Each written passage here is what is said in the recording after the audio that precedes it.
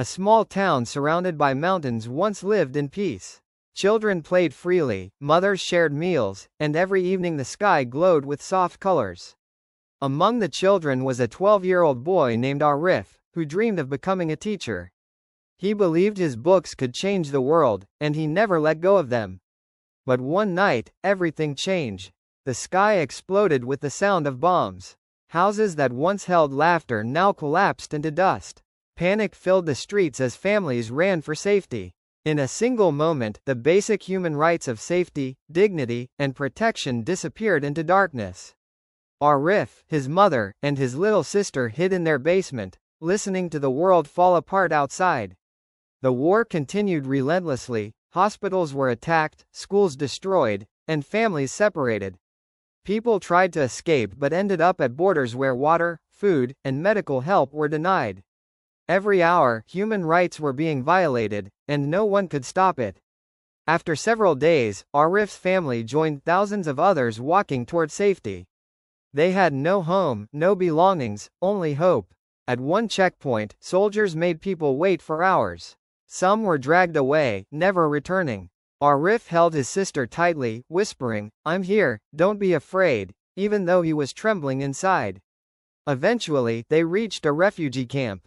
Thousands lived in tents with barely enough supplies to survive. Children cried in hunger. Parents searched for missing loved ones.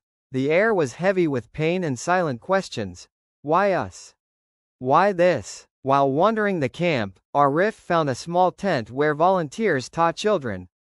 It reminded him of his old classroom. Weak but determined, he stepped inside and sat down. The teacher smiled and gave him a notebook. In that small moment, he felt a spark of hope. Slowly, Arif began helping younger children read and write. The small tent became a place of healing, where broken hearts found light. Even though war had taken so much, Arif still carried hope inside him. One evening, standing outside the tent and watching the sunset, he thought about his father, his home, and everything the war had stolen. But he also realized something powerful. War can destroy buildings, but it cannot destroy the human spirit unless we let it.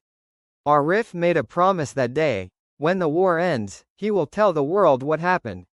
He will speak for the innocent people whose voices were silenced. The world must know that human rights are not just rules, they are lifelines that protect every human life. Arif's story is not just his own. It is the story of millions, children who lose homes, mothers who lose families, and people who lose their futures. War does not end when the shooting stops. It ends when the world finally understands that every human deserves safety, dignity, and the right to live without fear. And until that day comes, we must raise our voices. We must speak for those who cannot. Protecting human rights is not a choice. It is our responsibility.